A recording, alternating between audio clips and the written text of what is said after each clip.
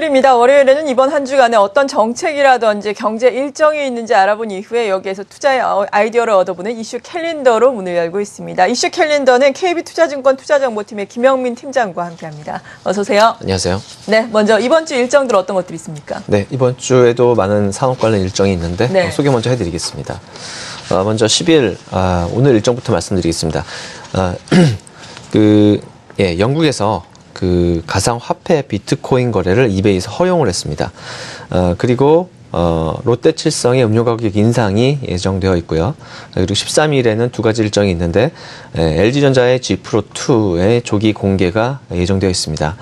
그리고 제주공항 면세점 새 운영자의 그 발표일이 있을 예정이고요. 14일에는 ICT 특별법 발효 그리고 컨트롤타워 출범이 있을 예정입니다. 17일에는 삼립식품 일부 빵 제품 가격의 인상이 있을 예정입니다. 네, 그렇군요. 여러 가지 일정들 이번에도 역시나 또 예정이 되어 있는데 앞서서 미리 예고를 해드렸죠. 음식료품 가격들이 많이 인상이 된다라는 이야기입니다. 등골이 휜다, 또 지갑이 더 얇아진다라는 이야기가 나오고 있는데 주식을 투자하는 입장에서는 또 이러한 기업들이 인상을 하면서 어느 정도나 이익이 날지 이 부분을 지켜봐야 되지 않겠습니까? 먼저 주요 골자부터 소개를 해주시죠. 네, 음식료 업체 그러니까 최근 글로벌 미국의 테이퍼링 등의 이슈로 인해서 네. 이 경기 민감주들의 상승세가 좀 둔화된 부분이 있습니다. 그리고 상대적으로는 경기 방어주들의 강세가 나타나고 있는데 대표적인 경기 방어 업종이 바로 음식료 업종이 아닌가 생각이 들고요. 네. 사실 이 1%대 물가 수준이 상당히 낮은 상황입니다. 이 음식료들의 기업 최근에 그 움직임을 좀 보면은요, 가격 인상을 좀 전면적으로 진행하고 있는 이런 상황이고요. 지난해 8월에 그 원유 가격 그 인상 이후에 이 매일유업, 남양유업, 그리고 서울 우유 이런 그 업체들이 유제품 업체 판가를 좀 인상을 했고요. 그리고 이후에 제과 업체 그러니까 롯데제과라든지 오리온 등의 업체들이 또 가격 인상에 동참을 했습니다. 그리고 지난 7일 같은 경우는 새우깡 가격이 10% 올랐죠.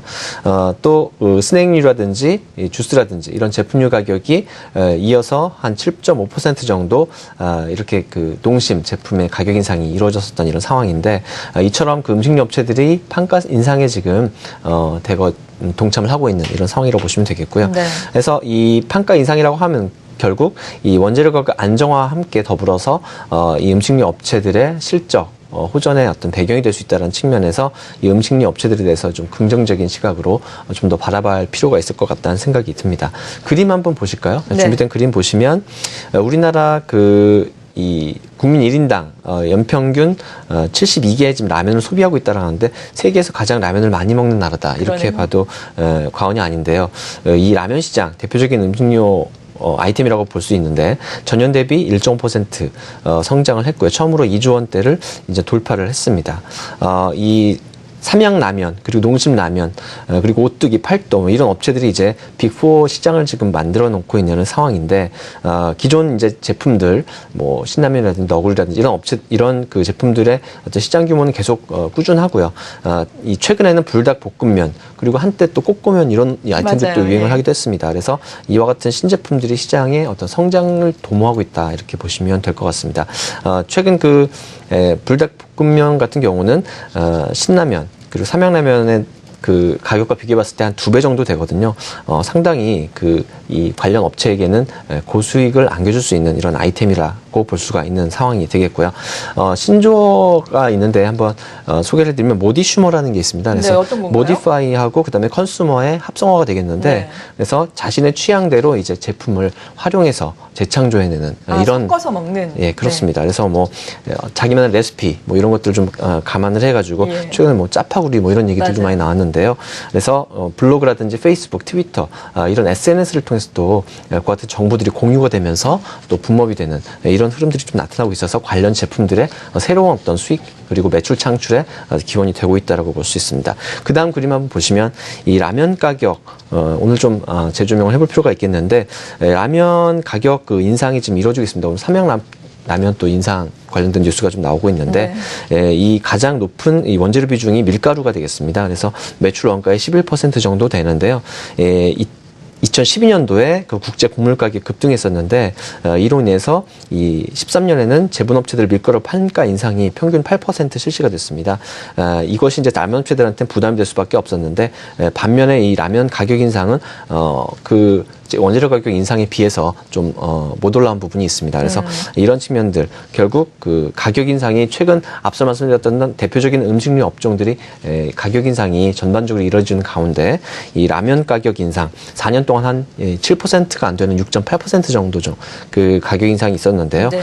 이 라면 가격 인상이 추가적으로 진행되는 상황이라면은 이 곡물 가격은 또 최근에 안정화되고 있기 때문에 이런 분위기 속에서 추가적으로 어떤 수익성 개선에 기대감을 가져볼 수 있을 것 같습니다. 네, 음식료 업체들이 전반적으로 가격 인상을 단행하고 있는 가운데 또 주목을 하고 계신 부분이 음식료 가운데서도 라면 쪽인 것 같은데요. 라면을 생산하고 있는 업체도 앞서서도 몇 개 짚어주셨는데 상당히 많지 않습니까? 이 가운데서도 어느 업체에 특히나 주목을 하고 계세요? 예, 오늘은 그 뭐 여러 가지 업체들이 있는데 오늘 예. 삼양라면을 중심으로 좀 말씀드리려고 네. 합니다. 삼양라면 앞서 말씀드렸었던 불닭볶음면으로 좀 인기를 끌고 있는 상황인데요. 일단 그 라면으로 하면은 원조다라고 할 정도로 1세대 업체라고 볼 수 있습니다. 농심이 지금 현재는 시장에선 1위 업체로서 시장 점유율을 굳히고 있는 이런 상황인데요. 앞서 말씀드렸듯이 국내 라면 시장이 2조 원대로 추정이 되고 있기 때문에 최근에 이러한 불닭볶음면과 같은 신제품 성장이 지금 진행되고 있어서 이 최근 나가사키 짬뽕, 불닭볶음면 이렇게 두 가지의 인기 아이템을 히트시킨 바가 있어서 이러한 좀 능력들을 다시 한번 우리가 살펴봐야 되는 것이 아닌가 생각이 듭니다.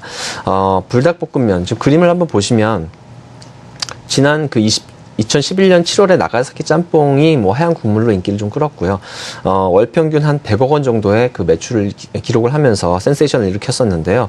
2012년부터는 좀 실적 성장세가 그 이후로 저조한 부분이 없지 않아 있었습니다만, 최근 불닭볶음면으로 인해서 이 어떤 그 중독성이 강하다. 그리고 앞서 말씀드렸었던 모디슈머, 이런 모디슈머들이 증가하면서 나름 매니아층을 좀 확대할 수 있지 않을까라는 기대감을 가져볼 수 있을 것 같습니다. 그래서 뭐 불닭볶음면의 성장세를 좀 살펴보면 그 지난 7월 달에 460만 개, 그리고 뭐 계속 보면은 월간 한 10% 후반대 강력한 성장세를 좀 보여주고 있거든요. 네.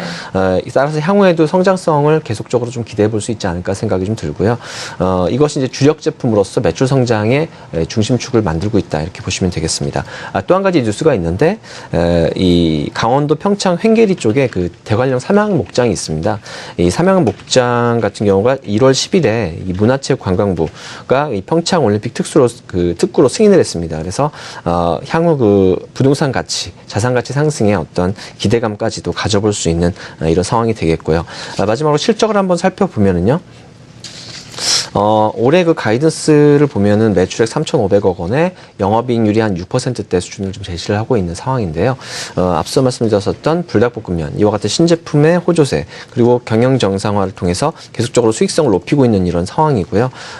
이 불닭볶음면으로 인해서 올해가 본격적인 턴어라운드가 나타나는 그런 지금 해다라고 볼 수 있겠고, 또 관광 특구 지정을 통해 가지고 또 자산 가치 상승 기대감까지도 역시 보유하고 있는 이런 상황이기 때문에 이 주가를 보시면은 최근 계속적으로 상승세가 이어지고 있는 상황입니다. 네, 그래서 상당히 큰 폭으로 올랐네요. 단기적으로는 좀 부담이 느껴지는 부분도 없지 않아 있는데 기존의 어떤 상승 추세가 올해 턴어라운드의 해가 될 수 있기 때문에 계속적으로 진행된다라고 보고 단기적으로 좀 조정을 좀 받아야 되겠죠. 그래서 차익 실현 매물 좀 소화하는 과정에서 꾸준히 상승 추세에 좀 기대를 걸고 관심을 가져봐도 되지 않겠나 생각이 들고요.